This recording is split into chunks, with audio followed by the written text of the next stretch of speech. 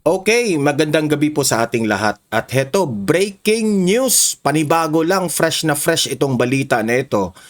Na itong si dating Congressman Mike Defensor ay may bago po siyang ebidensya, video na ipinakita sa publiko. Okay? Nag-breaking news ito, nag-breaking news ito kanina. Testimonya ni Guteza sa money delivery. Ipinabago ayon sa video na inilabas ni Defensor. Okay? Alam naman po natin na matagal na pong nawala itong si Orly Guteza. Itong video na ito, matagal na pala ito na pero hindi lang inilabas ni Mike Defensor kasi siya po ay natatakot na baka gipitin ng gipitin itong si Orly Guteza. Okay? Sa vlog na ito, ipapaliwanag ko rin sa inyo na dahil sa walang respeto nitong administrasyon na ito, kaya naghihirap ngayon ang bansang Pilipinas. Yan ang na-observe ko kanina.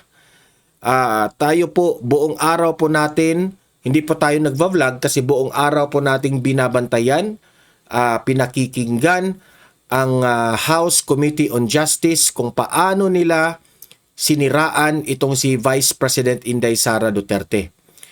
At napag-conclude ko na masyado nang walang respeto itong mga government officials dito sa administrasyong Marcos. Wala nang respeto sila. Ipapaliwanag ko yan mamaya. Okay? Lahat-lahat na ito. Kasi po, dahil dito sa nangyari sa Committee on Justice, dahil sa kanilang awayan, bangayan, siraan, hindi naman ang mga politicians ang mga nasisira eh. Like for example, itong si Kiko Barzaga, parang ano siya ngayon, di ba? Lagi siyang sinususpende. Tapos, nagsasabi lang siya ng totoo, pero ayan, sinususpende siya, si BP Sara. Impeachment trial naman yung kay BP Sara. Dahil sa awayan ng mga politicians, wala na silang respeto sa atin, sa taong bayan. Dahil sa mga pinanggagawa nila, tayo po'y hirap na. Nakakaumay na ang kanilang away. Kanina, si Luistro. Trying hard talaga si Luistro na masira si BP Sara. Bakit ba, Luistro? Hindi po nagtatanong, nababayaran na ba yung utang mo? Yung utang mo kay BP Sara, nabayaran na ba? Ganun ba? Kasi bago ka magmamayabang, bago ka kung ano-ano mga pinagsasabi mo, timbang-timbangin mo yung sarili mo kung ikaw ba po ay matino. Di ba? Like and share muna this video, okay, para marami ang makaalam, at subscribe sa mga hindi pa nakasubscribe, ha. Heto yung unang pambabastos nila. Dahil hindi miyembro itong si Congressman Marcoleta, ganito na po nila binubuli. Okay? Ito para sa akin, yun ang nakikita ko. Ganito na po, binubuli nila itong si Congressman Marcoleta. Ito yung anak ni Senator Marcoleta. Ito, pakinggan ninyo. Honorable Marcoleta is a non-member of Justice Committee, but of course, we recognize her opportunity to manifest her position as well. Thank you, Madam Chair. Thank you for highlighting my being a non-member of this committee. But I nonetheless, highlighted also that you every have right the to speak. privilege to manifest your position. Actually, nasa poll siya doon ni Marcoleta eh. Bakit mo pa kailangan i-mention na he is a non-member? 'Di ba? Pero yung iba diyan, hindi mo hina-highlight. Kasi alam ninyo na si Marcoleta lamang po ang may guts na magsabi diyan, prangkahan. Napahiya kasi kayo eh. Sige po. Because that is according to our rules, Honorable Marcoleta. Including the highlighting of being a non-member. Kasama po yun. The rule that non-members cannot raise a motion and cannot vote, but they Opo. can manifest. And Actually, sa pool siya dun eh. Sa pool talaga si Luis Tru dyan eh. that is observed in all. Kasi ang ginawa ni Congressman Marcoleta, hinighlight rin niya na parang inaapi na talaga nila. Bakit mo talagang i-highlight na non-member siya? Representative siya, meron po siyang karapatan magsalita dyan. Wala man siguro siyang karapatan na gumawa ng motion kasi hindi siya member, pero he has the right to manifest. I think, baliktad. Di ko lang alam ha, manifest ba o motion? Committees in the House of Madam Chair, I did not say Representatives. that I'm about to make a motion. Yun pala. Hindi siya pwede mag-motion, pero he can manifest, okay? Wala nung po ko sinabi. Anyway, ma'am. Actually, pinangunahan siya ni Congressman Marcoleta. Hindi pa nga siya nakapagsalita. Inunahan na kasi ni Luis Tru. Kasi takot siya sa mga sinasabi ni Kong Marcoleta eh. Tina. But they Opo. can manifest. And that is observed in all committees in the House of Madam Chair, I did not say Representatives. that I'm about to make a motion. Di ba? Pahiya. Pahiya ka doon. Sinabi. Anyway, ma'am. Magandang hapon po sa... Kasi ayaw talaga nilang kung tutuusin nga kung pwede pa lang ayaw nilang pagsasalitain yan si Marcoleta dyan sa loob kaso hindi yan pwede. Di ba? So, yan. Hindi pa nga nakapagsalita si Marcoleta. Hindi pa siya nakagawa ng kung ano-anong mga manifestation. Inunahan na nila kaagad. Ganyan sila kababoy sa kanilang power. Okay? Madam sa, Chair, sa Madam committee na Chair. ito. Isa pa itong si Abante. Ganito. Yan ang pastor ninyo. Itong si Abante. Ganito siya mangi-insulto ng tao. Si Abante. Tingnan nyo ha. Paano niya iniinsulto ang pagkatao ni Marcoleta? Madam Chair. Is that a point of order? Yes, not really the point of order. I just would like to find out if he is a she or a he because you have been mentioning her. Point of order, Madam Chair. Let's allow Congressman Marcoleta to proceed. All right. Honorable Marcoleta is recognized. Di ba? Si Congressman Abante, bakit mo sasabihin na let me clarify, is it a he or a her? Ang obvious naman, lalaki yan. Hindi naman siguro bakla yan si Congressman Marcoleta. Pero talaga, ini-emphasize niya yung he at her. Obvious naman Na hindi ko lang alam kung nagbibiro siya dyan Pero the fact, pastor ka pa naman. Tapos ibubuli niyo yung tao na her or he siya. Para namang hindi kayo laging nagkasama dyan sa loob ng kamera. Di ba? Meron na sasabi, nagbibiro lang si Abante, pero it's not a good joke. Sa totoo lang. It's not a good joke. Pastor ka, tapos ganyan ka kabastos.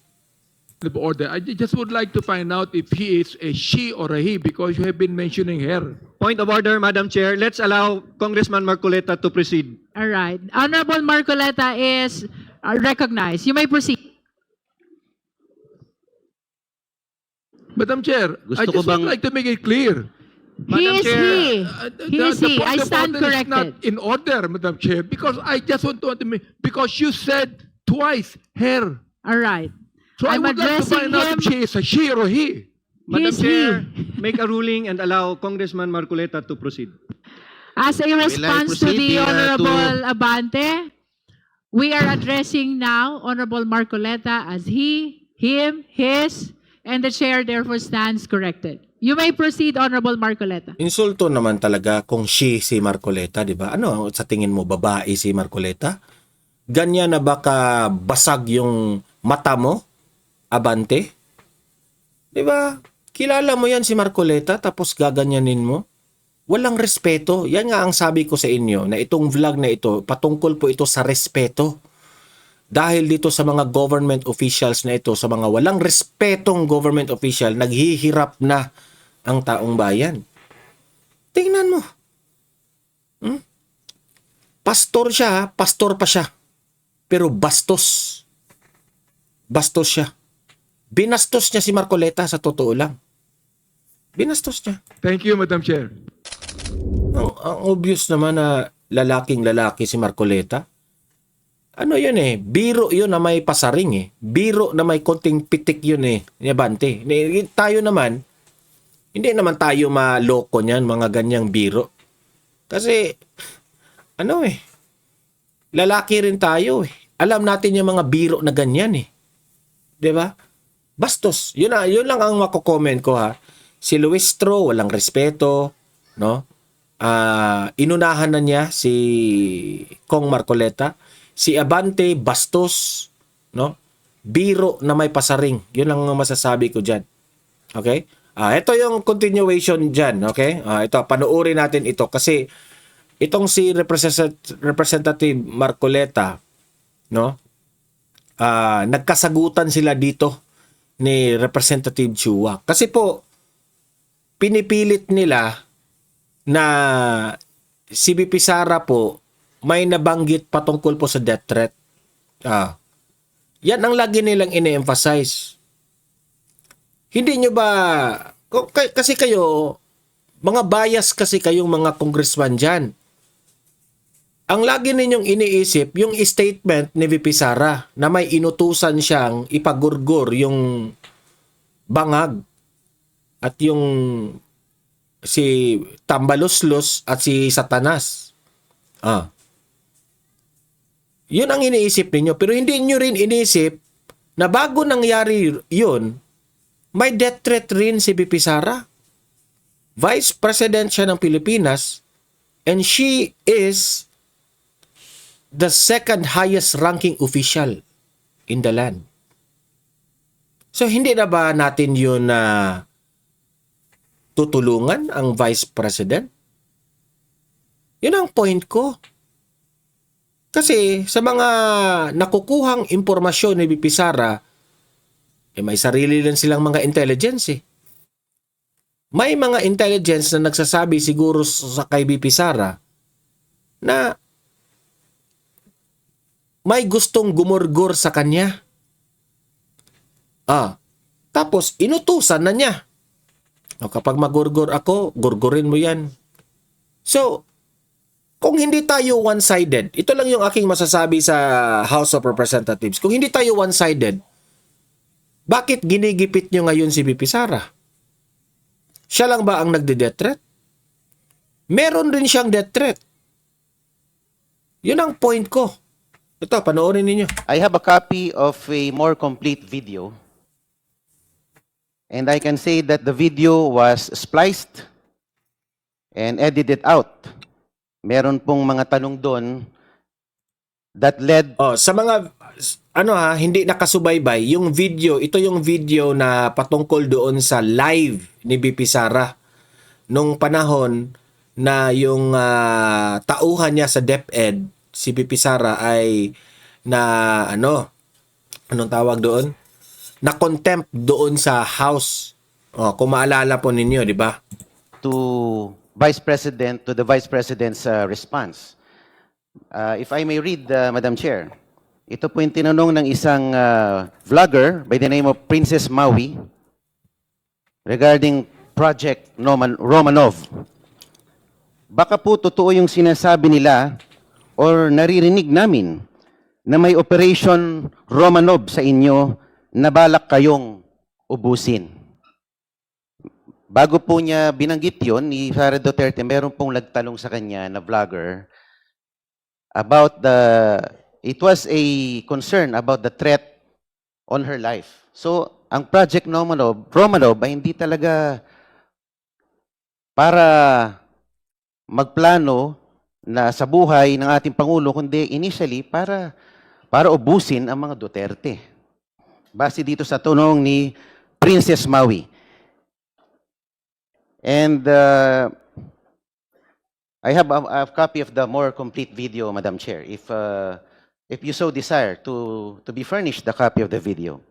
And if I may add, Madam Chair, the statements made by VP Sara Duterte is mere political hyperbole rather than a true threat. Philippine courts have historically protected harsh, even offensive political rhetoric when it lacks a specific imminent call to lawless action. Impeachment cannot rest on rhetorical severity alone. Impeachment requires a disciplined inquiry into proof, intent, context, and official misuse of power. The statement was conditional on her own alleged killing, was later explained as an expression of concern for her security, and remains the subject of an unresolved criminal and investigative process. Sinabi nga po ni VP Inday Sara na siya mismo ang nagsabi that the remark was a plan without flesh and that the condition was her own death first based on the Al Jazeera Pero interview. hindi nila pinapansin yan na wala silang pakialam sa buhay ni BP Sara. Ang pakialam nila yung bangag. Dated 26th of November 2024. Unless the House can prove that the Vice President made a serious operational instruction to an identifiable person or used her office to advance such plan, the allegation is better treated as a matter for criminal investigation and political censure, not as a self-executing basis for removal from office. And if I may end this manifestation, Madam Chair, based on the fourth verified complaint itself, the allegation arises from a statement made during a press briefing framed as a conditional and dependent on a hypothetical scenario. With due respect, this raises a threshold issue. At this stage, the committee is not determining criminal liability. It is determining whether the complaint alleges sufficient grounds based on its contents. A statement standing alone, without an overt act, without corroboration, and without evidence of execution, remains an allegation. And Madam Chair, habang pinapanood po natin ang mga video ni BP Sara, ang Pangulo ay nananatiling buhay na buhay, alive and kicking, at nakakapag-jumping jacks pa. So, buhay na buhay po ang ating Pangulo at malusog. Maraming salamat po. Your Madam Chair. manifestation is noted. The Honorable Joel Thank you, Chua. Madam Chair. Is this quick? Yes, very quick.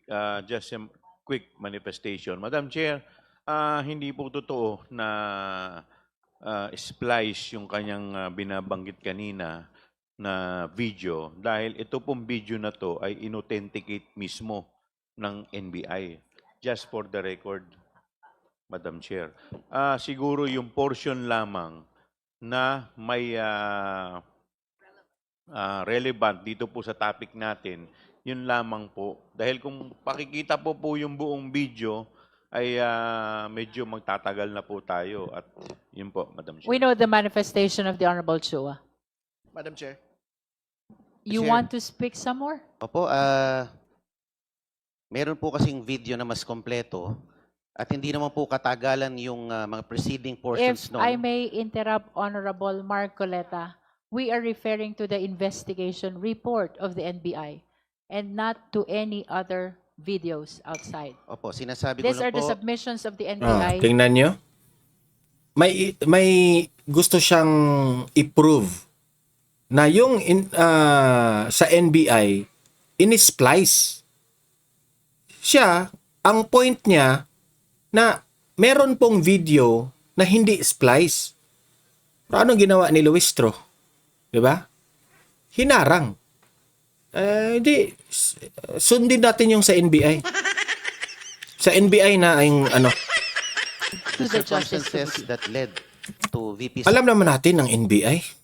Tauhan rin yan ng mga sa administrasyon. Sara's response on that particular video. We Thank note you. your manifestation, but nevertheless, we are bound by the rules to stick to what was submitted to us by the NBI. Thank you, Madam ma'am. Chair. These Thank you, are ma'am. being submitted not as videos which Ganyan po, kawalang respeto sila.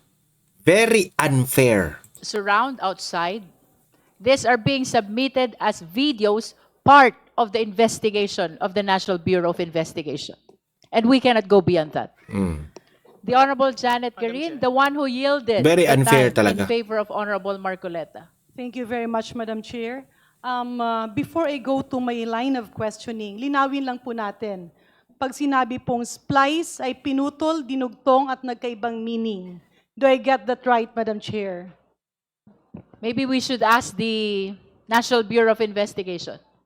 Well, sabi nga namin, part po ng submission namin, that is authenticated. It was not splice. It was just, pag sinabi pong splice, para may ni-replace ka dyan eh. In Ito po. other words, Madam Chair, it is not spliced dahil hindi mo pinutol at dinugtong para magkaibang meaning. And pwede naman po na kung there's time na nakita naman po napanood yung mong video, and in fact, dun po sa counter, yung sinasabi po ni Congressman Marcoleta, was already been discussed on the counter affidavit na sinabit po ni Vice President Duterte doon po sa kaso sa DOJ. Kaya po na-raise na po yung mga issue na yan. So, Madam Chair, can the Actually, NBI confirm, magkaiba po yung may puputulin ka at idudugtong para magkaroon ng ibang meaning vis-a-vis na kumuha ka sa specific portion ng video na merong threat? Mga tanga kayo. Yung splice, may kinuha kayo. Tapos, dinugtong. Yung linagyan mo ng bagong meaning, ni-rumble-rumble mo, yun ang tawag edited. Iba yung splice, ha? Yung splice, may kinuha ka lang, may binawasan ka. Kung ni-rumble-rumble mo na yan to make another meaning, edit yun, edit. Ay, mga bobo. Tama po ba? Kinuha po namin yung specific na portion na nagsasabi ng threat. Okay. Let me move forward, Madam Chair. Nasabi rin po kanina ng ating kagalang-galang na colleague, si Honorable Marcoleta, na tila nagkaroon ng plano para ubusin ang pamilyang Duterte. Can we ask the NBI if there indeed was such a plan? Si RD Lotok will answer that because that was part of the investigation na nagsabi na merong nga pong Oplan Romanov. So, RD Lotok. Madam RD Chair, Lotok is recognized. Madam Chair, may I just react to my ninang After regarding the answer splice? of the NBI, please. Opo. Kasi sinabi ko rin po edited out. So there could be omissions na hindi na-include po sa video. We So, note edit out. your Thank additional you. manifestation. Thank you po. So, yan po sila, no? Halatang bias sila eh. Ang kinuha lang nila doon sa point ni VP Sara ay death threat sa Bangag, Tambaluslos at ni Liza Tanas. Yun lang ang ano nila, ha? Yun lang ang kinuha nila. Hindi man lang nila pinansin na may death threat rin na sa buhay ni VP Sara. Mga walang hiya talaga. Walang respeto. Ito pa, talking about respeto kasi itong vlog na ito eh. Ito pa, sa isang congressman na wala rin silang respeto dito kay Kiko Barzaga. Tingnan nyo. Wala umanong senyales ng pagsisisi o kahit anong pagbabago kay Cavite 4th District Representative Kiko Barzaga sa kabila ng kaliwat kanang nakuhang reklamo dahil sa mga umano'y maling asal nito sa Kongreso. Para kay House Deputy Speaker at Iloilo 1st District Representative Janet Garin, maaari na itong ma-expel o mapatalsik bilang mambabatas matapos dalawang Tingnan nyo, nasuspended siya. Tapos, sinuspended ulit. Tapos ngayon, plano na nilang tanggalin. Plano na nilang tanggalin. Kasi, ganito yan, no? Hindi na kasi nila ma-take ang mga komento ni Kiko Barzaga. Natatamaan sila eh. Nasasaktan sila. Dahil si Kiko Barzaga has a great impact sa taong bayan. Sa totoo lang. Grabing impact nitong batang ito eh. Nakaka-relate po ang taong bayan sa mga sinasabi nila. And hindi mo mabiblame yung tao. Kasi he is speaking in behalf of the Filipino people. Kung sinabi niyang magnanakaw, magnanakaw. Di ba? Nasasaktan sila doon. Instead na you have to prove, instead na isuspende mo yung tao o tanggalin mo yung tao, you prove to the Filipino people na mali itong si Kiko Barzaga. 'Di ba? Marami siyang sinasabi, yes, maingay itong si Kiko Barzaga. Ingay na ingay sila dito kay Kiko Barzaga.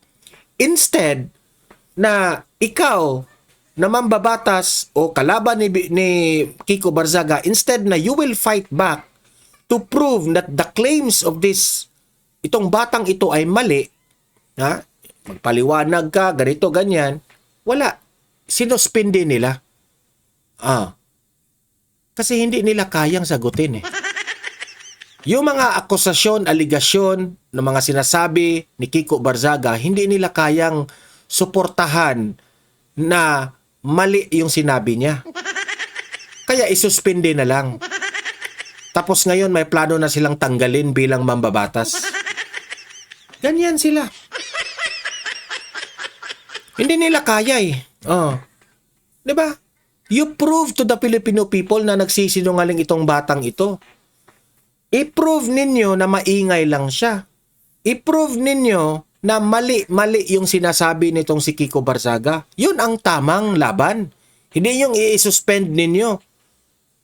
I-expelled ninyo. 'Di ba? Tamang laban ba 'yan? Hindi na nyo nirespeto yung mga constituents na bumoto dito? 'Di ba? Prove him wrong.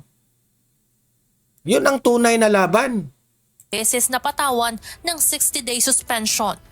Historically kasi sa Kongreso, kapag na-suspend ka na, and then you have another suspension, and in his case, the second suspension had a very strong Itong si Garin ha, wag niyo yung iboto ito sa sunod kasi ito po balimbing, super balimbing yung kongresista na yan eh.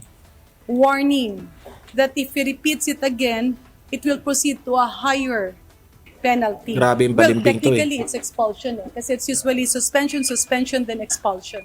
Ngunit ayon kay Representative Garin, nasa House Committee on Ethics and Privileges pa rin ang desisyon kung ano ang susunod na aksyon kay Barzaga, lalo na at nasabi na niya at ng iba pang miyembro ng komite ang kanilang posisyon patungkol sa batang mambabatas sa isinagawang pagdinig kahapon. Paliwanag ni Garin, hindi siya maaaring bumoto dahil siya rin ang complainant sa dalawang panibagong inihaing reklamo laban kay Barzaga kahapon. Ang isa ay dahil sa pagdawit sa kanyang anak at kay House Senior Deputy Majority Leader at Iloilo 3rd District Representative Lawrence Defensor sa pagkamatay ni yumaong Iloilo Vice Mayor Aimee Paz Lamasan.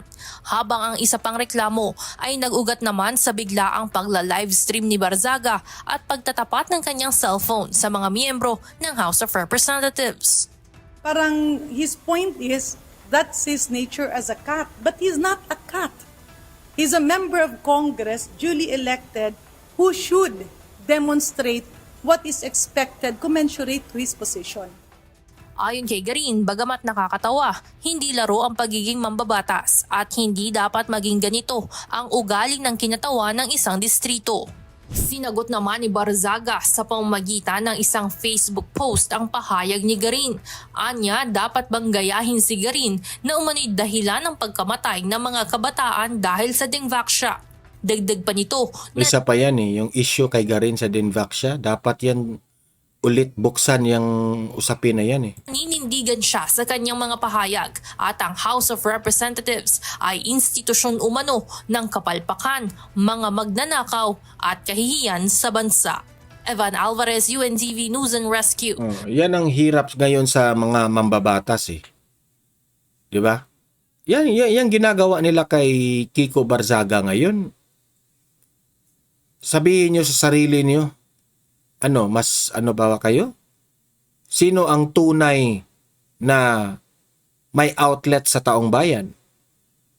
Kasi kung tutuusin, mas makamasa itong si Representative Barzaga.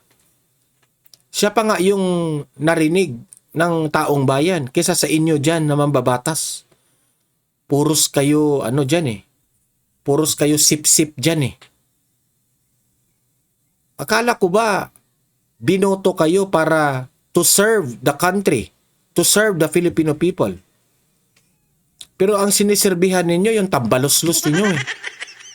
Pasip-sip kayo dyan eh. Di ba? Pero itong si Kiko Barzaga, walang preno ito. Kung ano yung sentimiento ng taong bayan, sinabi lang ni Kiko Barzaga. Hindi matanggap-tanggap nila, nasasaktan sila. Example, yung mga sinasabi ni Kiko Barzaga na, ayan, magnanakaw yan si ano, ganyan. Yan rin naman ang mga sinasabi ng taong bayan eh. Yan ang point. Kayo, marunong ba kayo magprangka dyan? Kung ano yung hinanaing ng taong bayan? Wala. Puro kayo kaplastikan dyan. Puro kayo sip-sip dyan. Yan ang trabaho ninyo. Sa totoo lang. Yan. Wala. Eto, punta tayo dito sa latest na video ebidensya na ipinakita ni Mike Defensor patungkol po kay Orly Guteza. Ito po. Sinabi ko kay Mr. Flores na dito ko ipi-play. So, gagamitin ko na lang tong speaker ko mismo ha.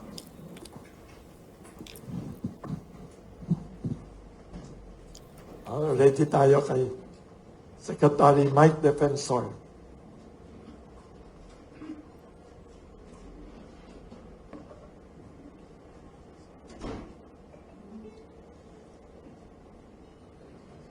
Yan, hinahanap pa niya yung video kay Orly Guteza. Marami yung nagtataka bakit naging involved ako masyado. Yes. Started with Sergeant Gutesa. And hindi ako papayag na yung nangyari dun sa kay Sergeant Gutesa ay mangyari sa 18 Marines. Bilang panawagan na rin muli ating gobyerno, particular kay Ombudsman Boying Remulla, na ginamit na niya yung affidavit ni Sergeant Gutesa, nananawagan ako na tulungan na. Total naman technically, kasama na natin si Sergeant, kasama na ninyo si Sergeant Gutesa. Yung kasong inilalaban ninyo ay galing sa mga pananalita ni Sergeant Gutesa. Ang 18 Marines, katulad na nabanggit ko, nagtatago naman sila, maingat, pinoprotekta ng pamilya, pero nung kay Sergeant Gutesa, hindi ganun yung nangyari eh. So I have here yung video clip ng phone call nung asawa niya. Ang nangyari was, may tumawag, kasi nung hindi nadadalo Sergeant Gutesa, may lalapit sa kanyang ex-marine na kasama niya, ibibigay yung telepono. So ang nangyari lang, siya mismo nag-video record yung asawa. Eto na. At nagsasalita Sergeant Gutesa. This happened last year. Hindi ko mailabas-labas for fear na lalong gipitin si Sergeant Gutesa. Pero ngayon naman, Ngayon, ilalabas niya yan ngayon. ginamit na ng gobyerno yung kanyang affidavit. Sana naman, again, apila kay Ombudsman Boying Remulla, bigyan ng protective custody. Hanapin. Bigyan ng pagtatanggol, seguridad, si Sergeant Gutesa at ang kanyang pamilya. Yan na. Ayan na. Ayan na yung video.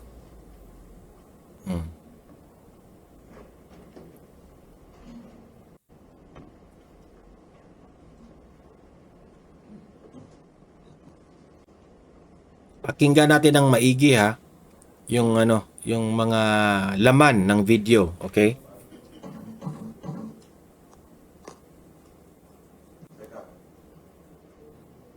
Okay, Sis Larissa. Okay. Yes. Ayun. So yan o, telepono. Yan. Ayan.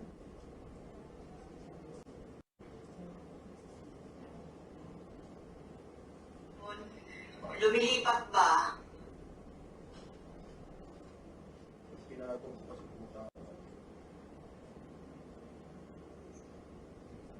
Cellphone, lumilipat ba? Hello? Ayan, ito ka na? Matulog ka na? Ano yan? Nandiyan ka sa kwarto?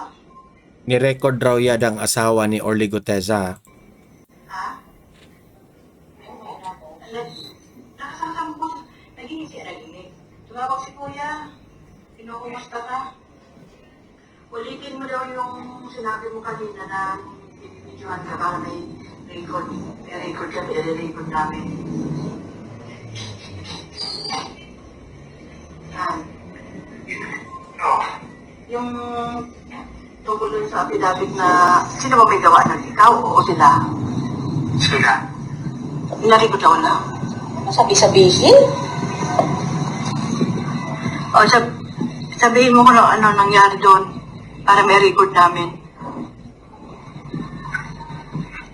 Yun nga,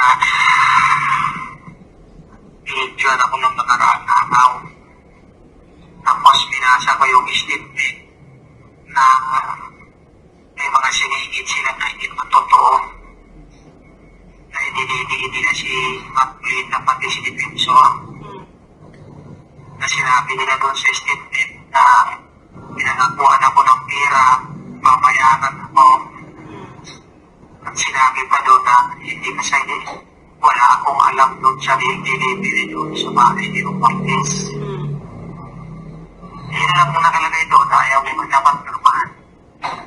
At hindi naman ako gumawa ng statement na yun. Sila naman. Yun lang ang pinirmahan mo. Yun lang Kaya yan. yun lang yung nasingit doon sa ano ko. Saan ba yan? Sa pinakahuli? Hindi nasa ano yun. Parang Gitna? dahil sa 20 yung kita ko doon. Tapos may upang 20 ko. Number. Ba't ang haba naman?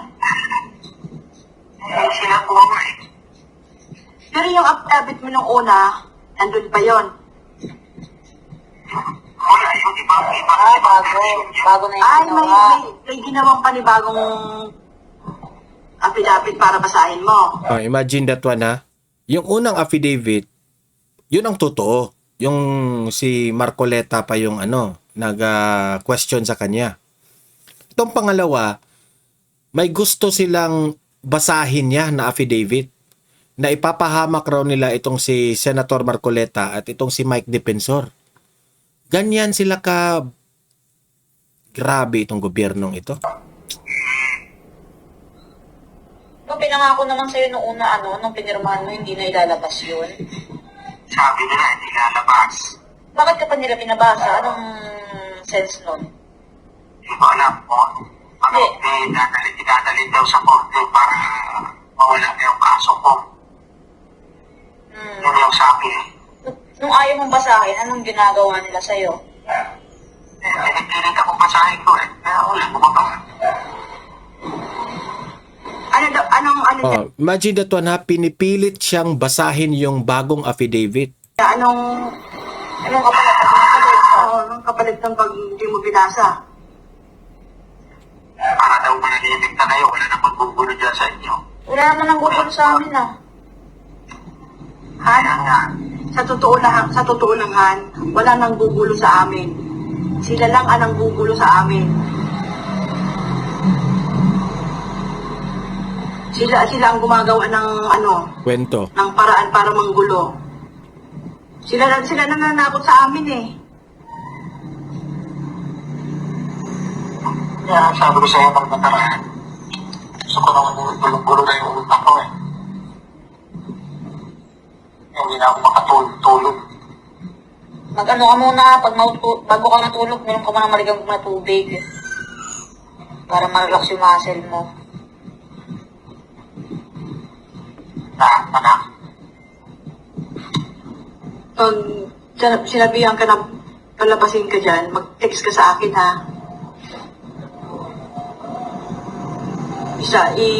Ano mo agad sa akin Ano pala ito? Parang tumatawag yung asawa ni Orly Gutesa sa kanya tapos ni-record niya eh. text mo agad sa akin. Ako sa kanila, pamantayin ko lang sila doon kung may hearing ng korte, pamantayin ko na lang sila sa sini.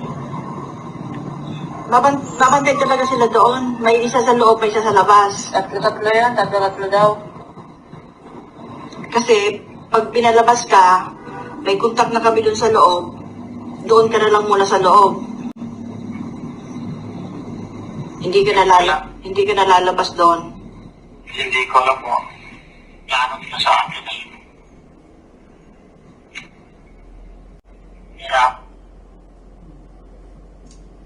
Yun yung ano ha, video. Cellphone. So, Secretary Luzon, it was recorded last year pa po. Last year. And that was the last conversation of the wife to Sergeant Odessa. Kasi nag-worry ako sa kanya, hindi ko siya nakikita. Nag-worry ako, hindi ko nakikita. Last year pa yun, hindi niya inilabas kasi mas lalong magigipit si Gutesa kapag ilalabas niya yung video na yun eh. So, sabi nung isang kasama, I think kaya sinabi, di ba, nung si Kuya, kung pwedeng record ninyo. And confidentially, nasend sa akin. Sinend niya siguro dun sa isang kasama niyang ex-marine. So parang sinasabi na ito, buhay naman. Except, kung napansin nyo, ang sinabi niya, di ba, hindi ko alam kung palalabasin ako. Pag pinalabas ako, paalalayan niyo ako. Yun yung Senate hearing dapat na hindi natuloy. Na kung palalabasin ako, sabi, sige, may contact na kami sa loob and hindi ka namin papalabasin na. The plan then was, pag pinalabas siya, hihilahin namin siya sa office ni Senator Marcoleta. Isi-secure na muna namin siya. That was the plan then. Pero yun nga nangyari, hindi lumabas. Hindi siya napalabas. So, diba yung sinabi doon, number 1, inibang affidavit at ang sinasabi na bayaran ka ni Marcoleta at ni Defensor. And that number 2, wala kang delivery sa bahay ni Martin Romualdez. Kaya, ito yung panawagan ko ngayon. For the longest time, nanahimik ako. Remulla ha, Remulla. Sana naman, imbestigahan mo ito. Si Orly Gutierrez na mismo ang nasa video. Boses yun ni Orly Gutierrez. Pinipilit siya na pababasahin ng affidavit na hindi raw siya nag-deliver ng maleta kay Martin Romualdez. Bakit pinipilit talaga? Bakit takot ba kayo kay Martin Romualdez dyan? Bakit? Kung totoo naman na meron dineliver sa bahay ni Martin Romualdez, sabihin natin ang totoo. Takot sila. Initis ko yan kung ano yung ginawa nila kay Gutesa. Pero ngayon naman, ginamit na ninyo sa kaso. Kasama nyo na sa kaso, sinabi nyo na yung mga sinasabi niya ay sangkap doon sa final kay Speaker Martin Romualdez. And nananawagan ako kay Ombudsman na kung maaari, within his authority, within his of influence, ay maprotektahan. Pero wag kang kumpiyansa dyan, Mike Defensor. Kasi si Remulla, hawak rin yan ni BBM. Makuha si Sergeant Gutesa mapalabas na at maprotektahan siya at ang kanyang pamilya. Dahil ang paniwala ko, Wilson, siya lang, hindi matatakot si Gutesa. Kung siya lang, hindi atras. Pero, again, narinig nyo naman, di ba? Sabi, titigilan na kayo. Sabi niyang kaso, aatras yung kaso sa iyo, yun yung kaso sa affidavit na i-file sa Manila. Na sinabi doon na siya ang kakasuhan pa. So, yun yung binabanggit doon. So, again, thank you sa inyong lahat for that opportunity. Kasi ngayon ko lang ito nilabas. First time. Breaking news, di ba? So, ayan, no? Saksi kayong lahat. Nakita ninyo yung video. Narinig ninyo yung ni-record ng asawa ni Orly Gutierrez. Anong masasabi nyo doon? Okay? Mag-comment kayo ha. Mag-react kayo sa bagay na iyon. Okay? At babasahin natin yan sa comment section. Paki-like, paki-share naman, no? Para marami po ang makaalam na taong bayan na ganito na po ang pambababoy ng administrasyon. Okay?